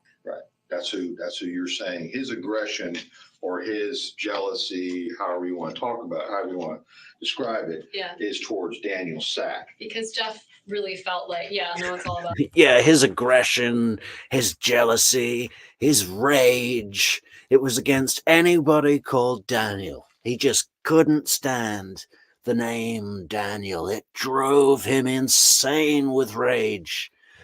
And he might have a gun because he's former military. I definitely showed him where Markel lived. You know? About Daniel Sack, because Jeff And he's leaving town right now. just felt like everything was fine now that Daniel has moved to Amherst, and I kind of felt like if you're gonna be insecure, it's gonna be someone else some other time, that it's not just Daniel, that it's like something going on. But this has never happened. This is for this This is coming my Monday. calendar for Monday I'm writing down things to talk to him about. Okay. Makes me sound like a total weirdo. No, that's fine. I just was curious because I saw What it is, Daniel and I yeah. know you told me it's to you to. Well, because That's the cocaine smuggler's trick, you know. That's you put something that you'll be embarrassed about in your suitcase. So when customs search your bag, you have a reason for looking nervous. You know, it could be some porn or some a sex toy. It's usually a sexual thing, or just women's underwear. If you're a man, or you know. I Your dated him, ex-husband and is it's like, Danny. and he goes by Danny. Like anyone who's friends with him, nobody calls him Daniel. Okay. I mean, it's just his given name, but there's not a person on earth that calls him that knows him. So he goes by Dan or Danny, and his niece and nephew call him Bo. A lot of the family calls him Bo Okay. as a nickname. All right. But Daniel Sack is Daniel Sack. Yeah. When was the last time you talked to Daniel Sack? I talked to him this week. Okay. Um, Everything's fine with him? yeah, he's living in Massachusetts. He's happy. Okay. We had a nice chat. Okay. I mean, he's my friend, and All right. yeah, Okay.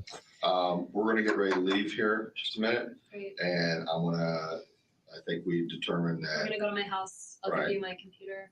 right, and passcode or whatever, Yeah. and then from there, you're gonna go to the friend's house.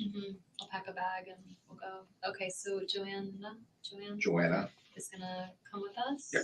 I think my friend Jane is outside. She said she's parked outside TPT in case I need her. So we can tell her, I guess, that Jane Jane that was here, McPherson? yeah, Mm-hmm. that I don't need her, I guess. I mean, she can come with. Yeah. Yeah, Jane has served her purpose. We're done with Jane.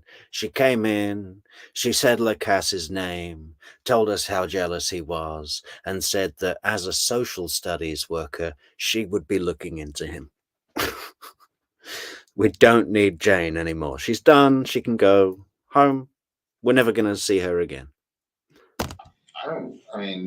We just want to make sure you get someplace that you're comfortable, and you've already told me enough reasons that you feel like that maybe whoever did this, I don't want to go home.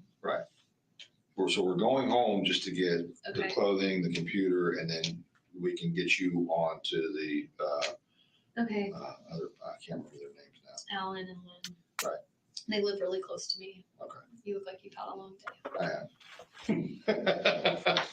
Okay, That's so we're convenient. getting ready to go in just a minute, okay? Okay, well, I don't have a lot of stuff to take with I me. know, Can I I throw out the tissues in the trash can? Yeah, but we're not there yet. I just wanted to let I'll you get know. a trash can for you before you go, don't worry.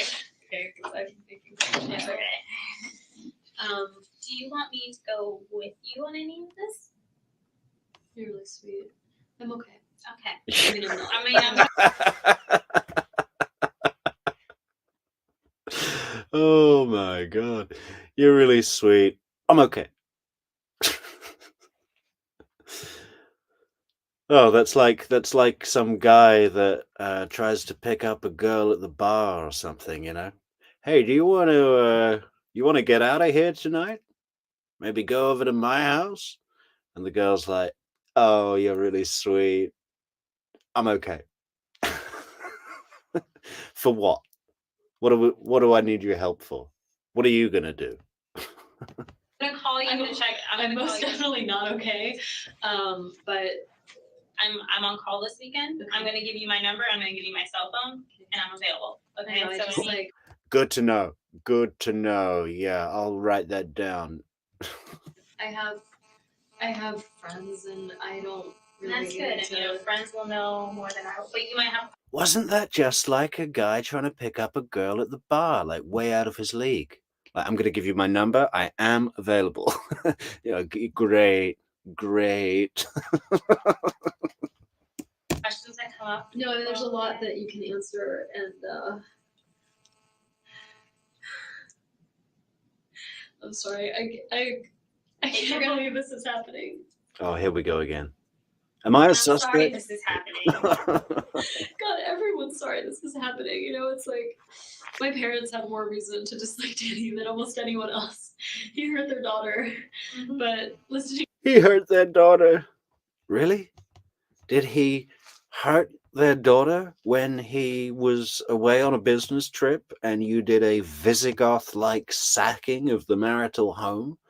Took all the stuff, divorce papers on the bed, emptied the Schwab accounts, took all the fine jewels and precious metals out of the safe. Didn't she take half of the dining room, when there's a nice dining table and it's got like 6 or 8 chairs, whatever. She took half the chairs. I'm surprised she didn't just saw the table in half and take, brick by brick. I'm taking half. Yeah. So yeah, he hurt their daughter. What a load of manure. To my mom, just like cry and be horrified on the phone and be like, "Oh, and she sounded like That's horrible. And normal, good-hearted people don't wish nobody was things like this to happen. Like you might say, like, Yeah. I get frustrated. Normal, good, honest people don't want this to happen. Honey, you don't know who you're dealing with. We are the Adelsons. You might be like, I hate someone, but you don't ever saying stuff out of emotion isn't something you really want sometimes to happen. This is a very strange day. Using the word strange is very kind of you because you could use a lot of other explicitives to probably describe today for yourself. She's got that right. It's a strange day, isn't it? July 18th. I want to write Renee just because if there's any way I could.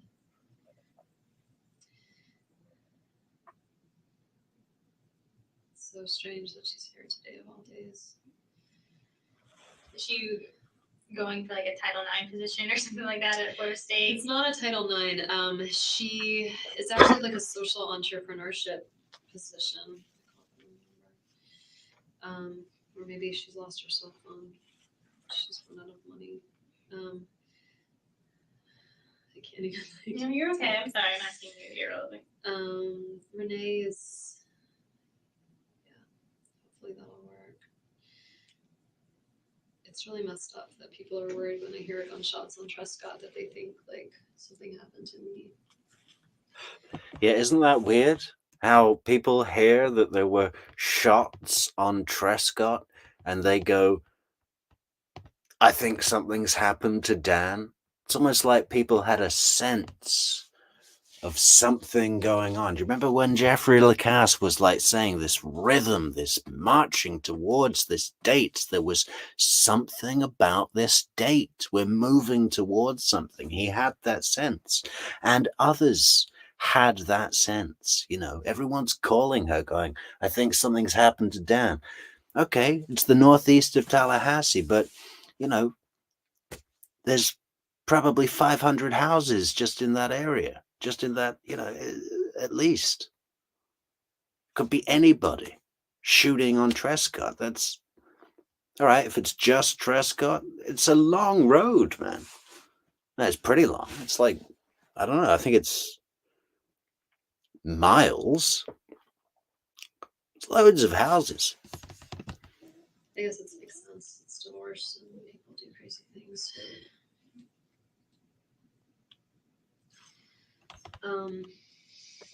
I really would like to get out of here. Very soon. I'm sure you would too. I know. And I'm on call this weekend, so Yeah. Yeah, I'll be waiting for your call this weekend. Yeah, I can't wait for your call. Hard time. it is. But Yeah. you know, it's something I think's needed, and somehow I'm able to do it. And I don't know if it'll be mine forever, but it's I think it's probably got a lot of burnout. It'd be hard to do this forever. My stomach really hurts. just those little things too to keep in mind when you're kind of going through the motions, because that's what you're probably going to be doing the next few days. To eat. When they're like, you need your work computer, I'm like, work. Take my computer. Yeah, There's nothing on work. it you're What gonna is find that? that's gonna- Well, I don't know. Maybe there's something. From now on, all we're doing is restaurants and jet skis. I'll find that's useful, but Well, you know, they're used to things. A lot of times things will happen like burglaries, or they deal with suspects who aren't cooperative and don't, you know, they're like, give me my stuff back.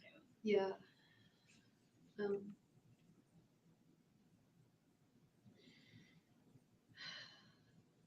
The main thing, your parents will get here. Yeah. Focus on the boys. I will. Meet them where they're at. Hey, Rabbit with the details. Wendi is a living Lilith, and the main character in her book was Lily. She is beyond sick. I agree with you, and that's an interesting fact, yeah. Lilith and her main character was Lily. And it's also a funeral flower, isn't it? You know.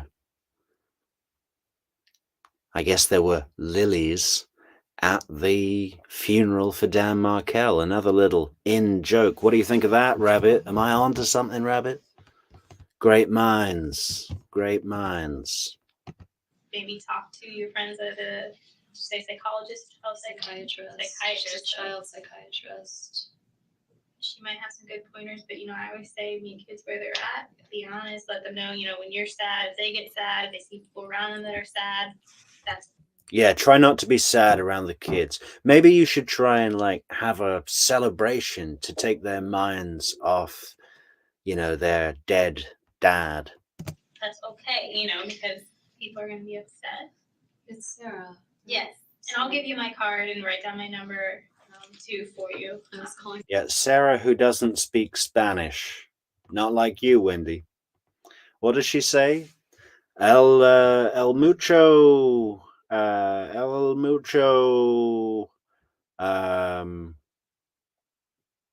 paella. El mucho paella. I am in general. I mean, I just am not okay. Well, this is a traumatic experience, and your brain's gonna kind of process the stuff differently. So, Is it good? Like, should I be taking the kids to school when Monday comes around? Like, is it good to have like a routine for them? I mean, it's up if you want to keep that. And that's Well, something I maybe- say it, and now I'm like, I don't want those kids away from me. Like, what if there's like a deranged gunman in town? Like, And I'm hoping as the weekend and time kind of goes on, hopefully the police department will be able to give you some more information, you know. And this is just a basic kind of how a criminal investigation works. They may know more than they're telling you, but they don't disclose much because if it gets out to someone who tells someone who tells someone, and yeah, it and gets of back course, to I'm gonna tell a friend, and they're gonna be like, right. because I need to talk to someone. And Right. Oh no, you're fine. You're fine. So, you know, Yeah, I need to talk to someone like that's worth my time, not like you, Sarah. Sorry. Did you see that? Just check that again. when we tell someone, and it Yeah, and gets of back course, to I'm gonna tell a friend, and they're gonna be like, right. because I need to talk to someone. And Right. Oh no, you're fine. You're fine. So, you know, it can be frustrating sometimes dealing with us because you're like, well, what are you doing? Why haven't you told me this or that? And it's kind of all to protect the integrity of the case. I know. So I just, as he was driving me here, I'm like, oh my god. I'm like, I wonder if I could be like framed for something. Like if I didn't do something, but I'm still gonna end up in jail. I guess mean, that's that's your attorney mind probably thinking, but you've been more than forthcoming with information, and you're doing everything you can to help. I can't imagine who would do this. I can't imagine that Jeff would do this. I see why he's a good suspect. And Jane thought of him right away, but I didn't. God, can you just... I don't think I've ever seen something so... I don't like to call things evil, but, you know, can you just imagine doing this to someone? Like, not only have you twisted their emotions and led them one way and just lied to them and used them and all of that, but then you set it up so that he looks like a jealous rage gunman and gets life in prison or possibly the death penalty. I mean, and you're gonna then play this figure of this woman who their boyfriend killed the father of their kids and get all of the sympathy and the storytelling mileage out of that while he's sitting on death row and you're getting paid like, what is it, $4,500 a month per child in like some kind of government benefit when their father is murdered like that? So an immense amount of money, let alone all the other stuff, the life insurance and the trust for the kids that's going through the sister, but ultimately goes to Wendi. I mean, just unreal. She is living off the juice with this, huh? And I don't know why that is. I wasn't trying to be protective of him. I even thought of my own family. Maybe you weren't really thinking of him at all right now in your brain. Mm-hmm. I feel like a fierce mama cat right now. Like I just want to get to my boys. Fierce And I know mama they're fine cat. with Alan and Lynn. Like, and I Like think that you want to hold them and oh see my that they're God. okay with your own eyes, and Yeah, I really need to be with them. Will I tell him? I can't see it. I don't want to. Okay, so we think like Danny's not waking up. Like, is that? That's the Yeah, thing. And that's like, the I lot. don't. Does anybody know if she even told the boys? Did they attend the memorial service? Does anyone know that? Was there a picture? Maybe they just went to Miami and made something up or told them much later. I just think Wendi goes home and yeah, she's going to have to put on a show for the friends, but she's probably going to have a few drinks, right? And then just not see the boys. Want to tell my kids that their father is gone if Well, he's not. Like, I don't want to have do that. you think you can be around them tonight without maybe disclosing to them? I do. Yeah. What did I just say? Do you think you can be around tonight without disclosing to them? Yes, absolutely. And I love that that's come as the advice of the police. Now she's going to say, well, I was advised by the victim advocate that I should not disclose it to them tonight. They love it. And they're good. Well, she's good at getting people to... She tried it a few times and it didn't work. Sometimes it works other times, you know. She gets people to give her advice and then she says, this was the advice and that's what I did. So she doesn't have any culpability, responsibility for the decision making. She offsets that to a third party of authority, even though this girl is, you know, this victim advocate, this young woman is obviously her subordinate in every way. Maybe it's something you could just wait till the morning till you know a little bit more Yeah. certainty. Is somebody going to tell me? Like, if he doesn't make it and it's like official, is someone going to? What? I mean, I'll know because they'll notify me because then as when incidents like this happen, they'll have to do an autopsy and things like that.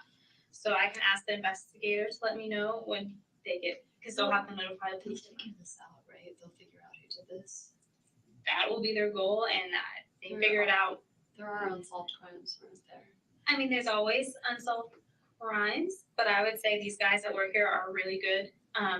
They're going to be working really hard. Yeah, we've got General Isom all over this. General Isom can add up the number 18 to the number 22 in his head. Don't worry. We're going to get him. We're going to get the killer. Probably throughout tonight They into the don't seem to be weekend. worried about my safety. Why is that? I'm not saying they're like they don't care about me, but they don't seem to be worried about Probably me. because there's, from whatever they're looking at, there's not any indications as of yet, and I think they're taking the good precautionary measures to say. I'll stay at home. And it's good for you anyway to have support. I will like. I have an alarm system, right? I just don't necessarily I got the alarm because my parents were like, "You're a single woman that lives with 2 kids, like you should have an alarm."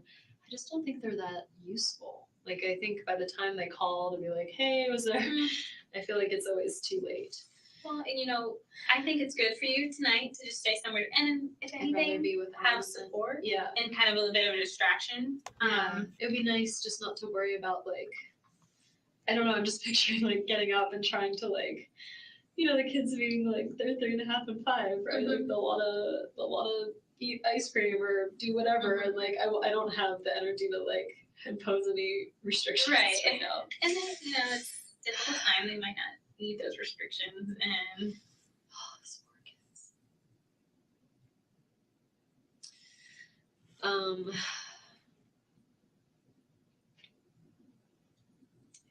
but I think if you think you'd be comfortable tonight, just kind of waiting to see. I do. You think that makes sense? Like not just because I am still not. Well, because this is. I would say maybe yes, it would make a little bit of sense, and talk it over with your family and friends. But the thing is, because then if not, you're gonna have to tell them something along the lines that he's serious. She's sipping water like she's at the tennis court. Doesn't she look like she's at a tennis court? Hurt. You can't see him, and stuff like that. Exactly. And then you're gonna have to come back and be like, oh, well, actually, What do you tell your children when their father was murdered? It's not like Daddy had cancer and he's sick and he's he's around I for a don't long think you time. tell them all that right away. And No. again, I'm not, I don't work with children very often. Oh. But I would tell them, just that, he was really hurt and he had to either, go to heaven, whatever. I think a large part of the of Wendy's decision to kill Professor Markel, which is absolutely my opinion and many other people, a large part of Wendy's decision was the fact that she didn't want to share the attention of the boys. She mentioned something in this interview where she picked up the boys from school and they said to her, "Oh, I thought this was an Arbor Day. What are you doing here?" Something like that. And you just know that what she wanted the boys to say was, "Yay, is this a mummy day?" Not like, "Go, where's Arbor?" So now she's not sad at all that she's got to tell them. She doesn't care. She's happy because she's not gonna. The attention of her boys is not going to be divided between her and Arbor anymore. And she gets even more self-validation because she's going to be compensating them for the lack of a father figure, with more treats and more, as she sees it, the guidance and education of two parents. She's going to see herself as being like mom and dad, you know. Kind of concept that they have on that. I don't know how, I mean, I said, like, I don't know how much they get this. But, I like, he was fine and he was healthy, he was strong. It's not like he was sick and they saw him get sick. Like, Well, and that's why you said he was hurt, because, and I know they don't understand this, but think of this, he could have gotten in a traffic crash or we're something. gonna have questions though, and I don't want to lie to them. And you don't, Like, And I don't then want to you say do- he was hurt. How's he hurt? He felt like well, you could then say something like some very bad person harmed your Yeah. How was he hurt? He fell. He fell right into a bullet. And it was just one of those things. Could happen to anyone. He tripped, he fell into a bullet, and he's dead. Do you think they're gonna ask? I don't want. I You know don't I wanna have to say expose them to something, them? but like, Well, I'm and gonna be then- so scared. Like, what if the very bad person comes and harms me, and then they're gonna be orphans? We'll talk to, and again,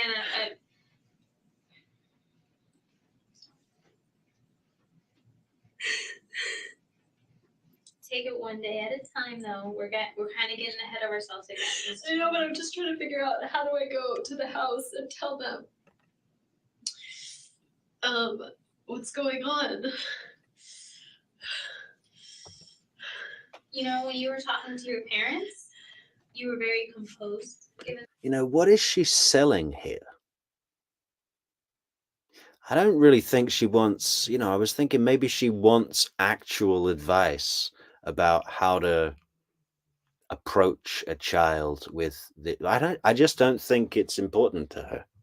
So I guess what she's selling here is just more like, look at the trauma. I'm not a suspect. I'm torn to pieces. Even though our divorce was contentious, you would never want this to happen. But, that's all it is, right? But it's just overselling and it's off. But the victim advocate seems to have moved away from any scrutinous view that she might have held. Just at the closing here, we got about 10 minutes to go.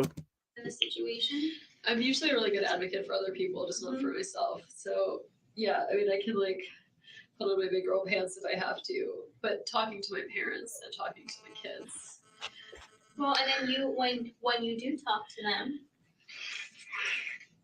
like I always thought I could be there with you, but they don't know me, so I think that would freak them out right. more to have you there. Be Right, like, who's exactly. gonna say, why do we need her? Yes, Sarah, we don't need you there. That would freak the kids out. What are you talking about, you there? Who are you? You're not an Adelson. Have you even been to Miami? Do you know what sushi is? Do you know what pizza is? They have both kinds in Miami. So And they I would think- ask you, like, who are you? right, and then we'd be little friends, but still at the same time, but have the support there for you. So if things get a little bit hard on you, Can I text Ritu and just my friend who's the child psychiatrist? and ask her, absolutely. Because I think Yeah, and again, I'm not a psychiatrist, and I don't work directly with children on do a you regular mind if I basis. talk to her? Like, Who do you work for, Sarah? Are you even Tallahassee Police? I mean, you're not a psychiatrist. You don't work with kids. What do you do? I'm sorry, I just No. keep feeling like I'm a suspect and I need to ask. Like, No. Yeah. Oh, sorry. I forgot that I don't need to ask you for anything. And she'll probably call you after you send her this text, and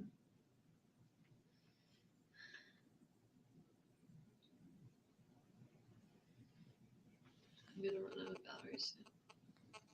I can't believe it's almost 8 o'clock at night. I know. How bad is your battery? I have 36%, which isn't terrible. I was gonna say I have a You know what psychopaths really like to do, I think is common in all of them, is to observe their work, right? To set something in motion and just watch the fallout. You know, I could really see Wendi driving someone so crazy that they hung themselves. And she'd just, you know, she'd then tell the story like, oh yeah, he just wasn't very well adjusted, you know. I think there was a trauma that he had in his past that he could never really move away from. And he took his own life. She loves it. Hey, what my desk. It's an older one. It's not one of the. Oh, then yeah, I just did it to you. Sorry. I really wish I had taken a shower this morning. My plan was to go to this lunch and then come home and work out and shower and then be ready for this party tonight with the boys. Plans are funny. Wendi, it was a huge, delicious lunch, okay? All kinds of plans that will not be happening. I was taking my dad on a trip for his 70th birthday on the 2 weeks when Danny goes with the kids to Canada. I was thinking about that before of like, if the situation were reversed, I want to make sure that his family has access to the kids, you know, that like they can feel like I didn't have a good relationship with them before. They're pretty difficult people, but these are their grandkids, you know. So I want to make sure that they can have a relationship with them. And that'll be good too, because that'll be kind of giving them a relationship with their dad.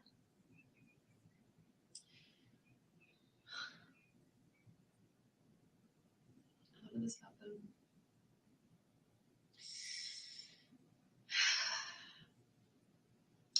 I feel like either Amy's ex-husband did this or somebody did this on my behalf. Some crazy deranged person thought that this was a good way to support me. And that's why I feel responsible. Unless it was something to do with Amy, and then I don't feel responsible. But then I'm still responsible because I'm the one who left Danny. If I didn't leave him, he would never be with Amy. So you're responsible any way you look at it then. Weird. And now my kids don't have a father.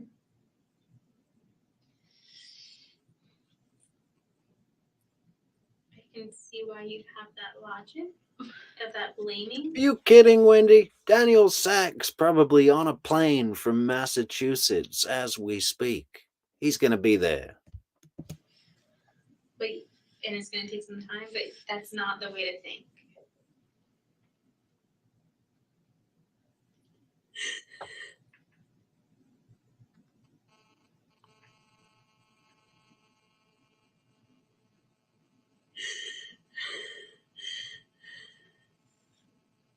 You did what was best for you and your kids. And you said it yourself, if anyone took this on their part, they were clearly not in their right mind. Dear Shuan, if we can promise you one more thing, let us promise you that you won't be forgotten.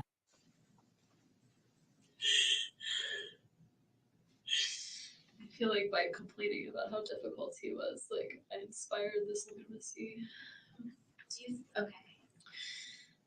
You went through a divorce. You're not the only person that complains about their soon-to-be ex-spouse. Divorces aren't really things that happen to people that are completely happy and together, and each person's going to talk to their person. Yeah, everybody fights over a tennis racket. What are you talking about, Wendi? Not your fault. You did what you needed to do for yourself. Yeah, you did what you needed to do for yourself. You lied on your asset declaration. You you tried to illegally commit fraud and stitch up Professor Markel. And just because you confided in friends and family and got the support that you needed, doesn't give anyone in your friends or family the authorization or even to conclude that that was an okay thing to do. If it was even something. You know what Sarah reminds me of when like high school girls are talking to each other and they're like talking about a boyfriend or something, like they're adults. They're kind of like pretending that they're adults and that they understand anything. I mean, like, funny. Like that.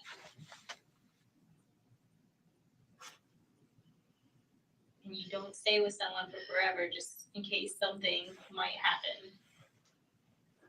Do this like what if it's Jeff? Like when I did this by asking for some time away from him, I made him crazy. But you haven't said anything that would indicate that you would think Jeff had anything against. I mean, he didn't like Danny because Danny hurt me, Right.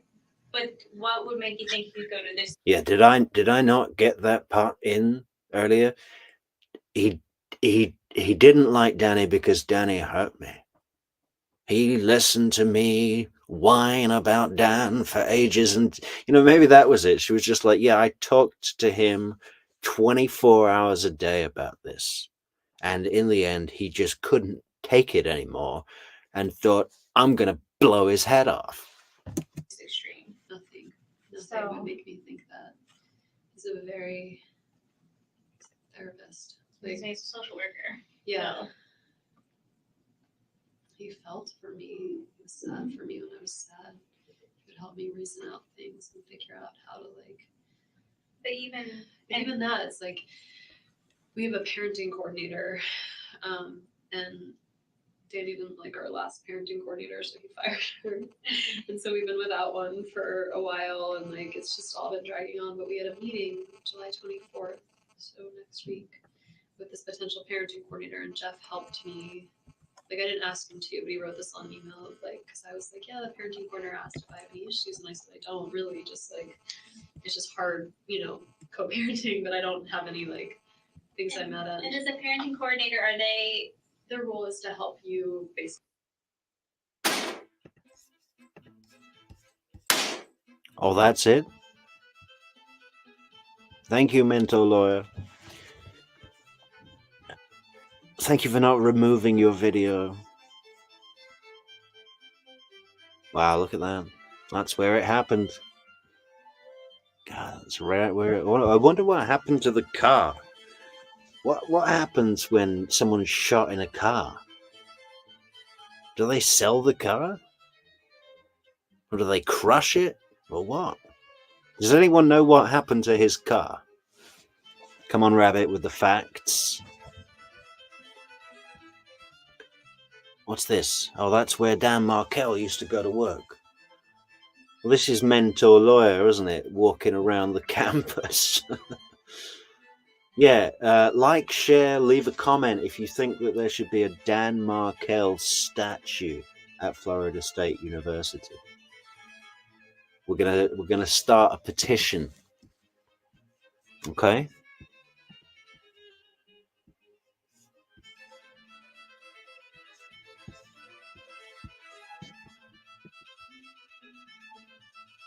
Does anybody want to see what the food is like at Mosaic, the restaurant where Wendi was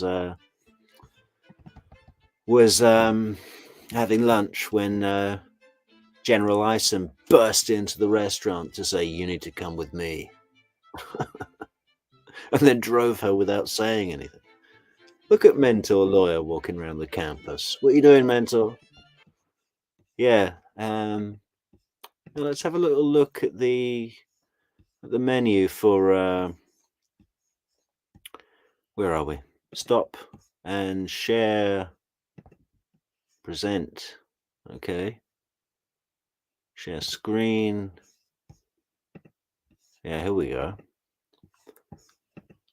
So I'm not liking the decor. We've got some actual mosaic tiles that looks really badly done. Don't like the color scheme. Dark, looks dirty, tacky. Can we full screen this? How do we full screen this? Well, we zoom in. Okay, what's that? That looks like fish with a pesto warm salad and a butternut squash smashed butternut squash on top. Well, you know, I probably wouldn't send it back, but oh, what's that? Like, oh, it's crab cakes. That stir fry looks a bit like it was cooked yesterday. And yeah, I don't like square plates, more mosaics on the table. Oh, okay. That doesn't look very appealing. Looks like a cat has been sick on this. Yeah, tacos. Okay. It just doesn't look what. Okay. I mean, I thought the restaurant would be a bit more classy. If it's fit for an Adelson, do you know what I mean? I don't, you know, what do you call this thing? A grilled cheese, or is it a steak sandwich, or what? I don't know. It's just toast with filling. Can I get a toast? God, what is that? That's wedges. Again, they look really old. That's it. Yeah. Is it still open? There we go. And where is it on the map? Let's have a look at the map. Okay, so where's Trescott? I think that's it, isn't it? Thomasville Road. No.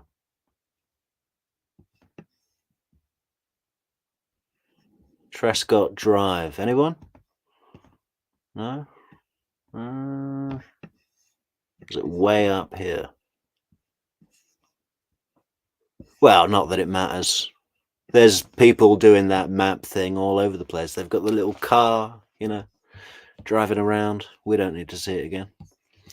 Okay, well, we did it, folks. We got all the way through a 5.5 hour interview, 6-episode special. What are we doing next? We are doing Jeffrey Lacasse, and yeah, we're going to do Jeffrey Lacasse's looking at each one of his court testimonies. That's 3 occasions.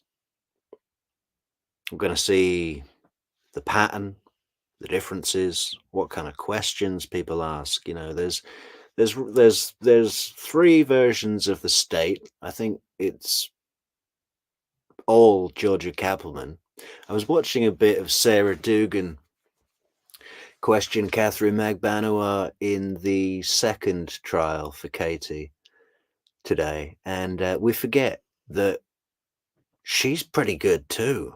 You know, she's got a bit of a different style from Georgia Cappleman. Georgia Cappleman is known for her just unaffected demeanor.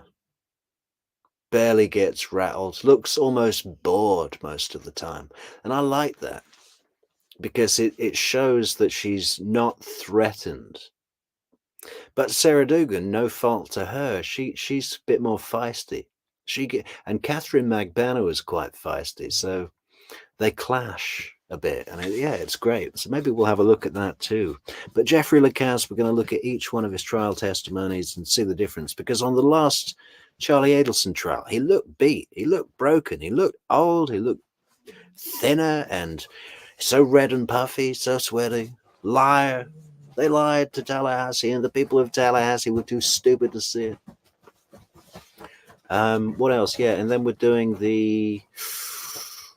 looking at the question, the defense from Tara Kawas and Christopher DeCoste for Katie Magbanua from the viewpoint of if they were hired by Charlie to basically protect Charlie by naming Charlie and acting like they were doing a really good job for Katie, because they did. I've been thinking for ages that they did a really good job.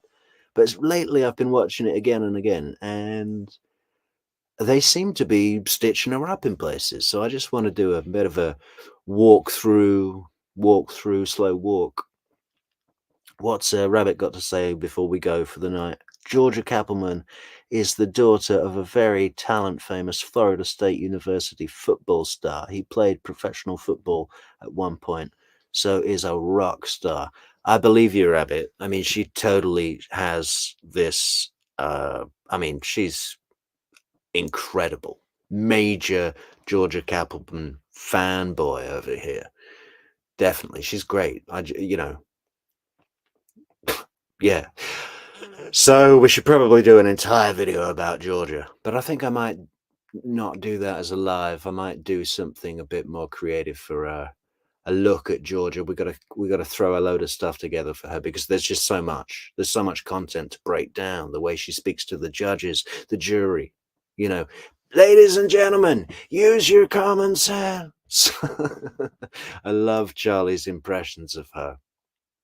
Yeah, I guess we'll do some of that just for a laugh as well. We'll have a listen to Charlie. Probably not do a slow walk through the whole thing, because it gets repetitive. Man, does he repeat. I should have gone with my gut. I should have gone, God, and he really sounds like a caricature of a spoiled rich kid. It's so funny. And Georgia's got to love listening to it in her office with a bourbon, with a bullet bourbon. It's her favorite drink.